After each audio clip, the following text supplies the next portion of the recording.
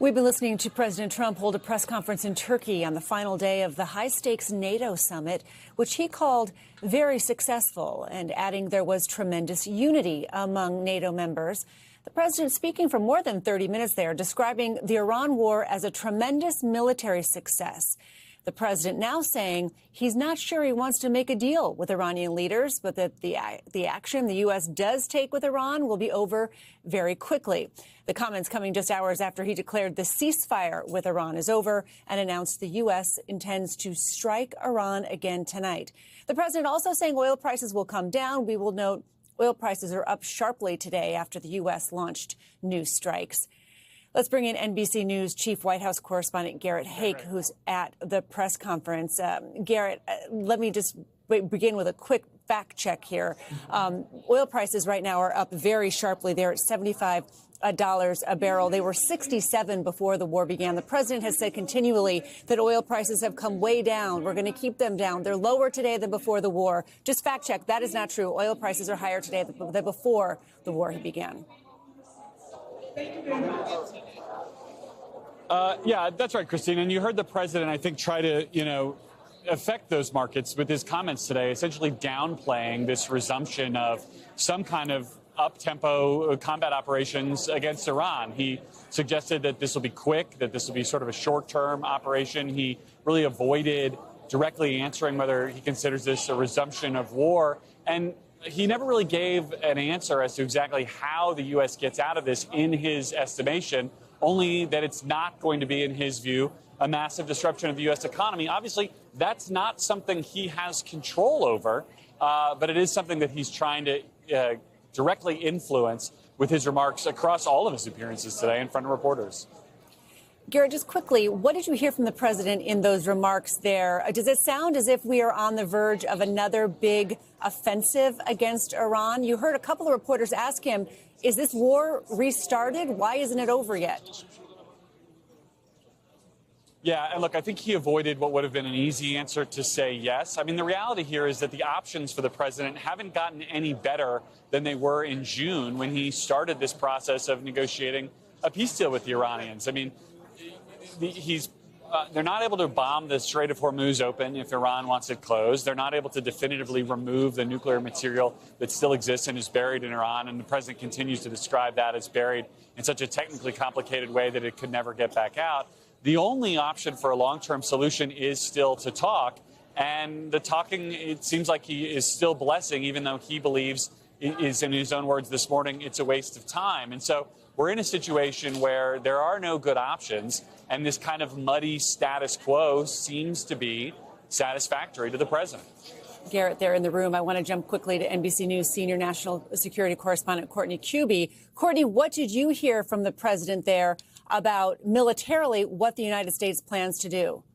Yeah, there were two things that really stood out to me. One was when he said that the U.S. hit Iran much harder than Iran did. Now, of course, he's referring to Iran firing missiles and drones at 3 commercial ships around the Strait of Hormuz earlier this week. The U.S. military, though, he's right. They responded at a much larger scale than Iran going after those 3 ships. The U.S. striking at least 80 targets in Iran. And keep in mind, Christine, 80 targets doesn't necessarily mean 80 munitions. There could have been multiple bombs and multiple missiles fired at each of those 80 targets. It was a much bigger response or retaliatory action by the U.S. military than what we have seen them in the past when there have been these back and forths over the Strait of Hormuz. Another thing I was really struck by here is President Trump, since this war began in late February, he has repeatedly changed the goalposts of what the U.S. wants to accomplish strategically with Iran. And today, he said that there is only one goal here, that the U.S. only has one goal with respect to Iran, and that is to ensure that they don't have a nuclear weapon. Well, that is a real departure from what we have heard. Yes, he has talked about the goal of Iran not having a nuclear weapon. It's still not really clear how that has been accomplished. He repeated, of course, that the U.S. struck 3 of those nuclear sites. That was now more than a year ago. There wasn't a lot of military action against the nuclear sites during this war over the last several months this year.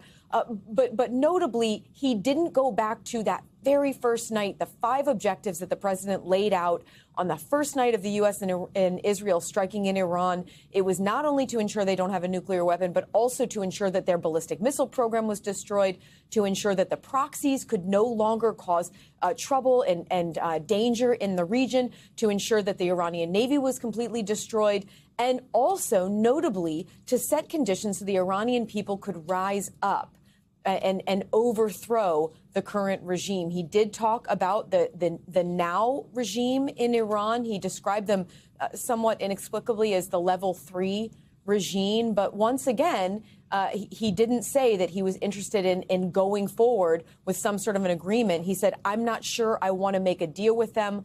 Let's just finish the job. So, Christine, what we should take out of this is it's not really clear whether the U.S. military is on the cusp of a resumption of major combat operations or not, but it's definitely something that President Trump, according to what he was saying today, seems to be considering. I think that's important, Courtney, that you mentioned those core military and political objectives in the very first hours of the war, that now the president has saying all they wanted to do was make sure that Iran would never have a nuclear weapon, and they have succeeded in that. The flip side, though, for the Iranians is they now have shown that they do have a lever they didn't have before, the ability to shut down the Strait of Hormuz and drive up oil prices for the entire world.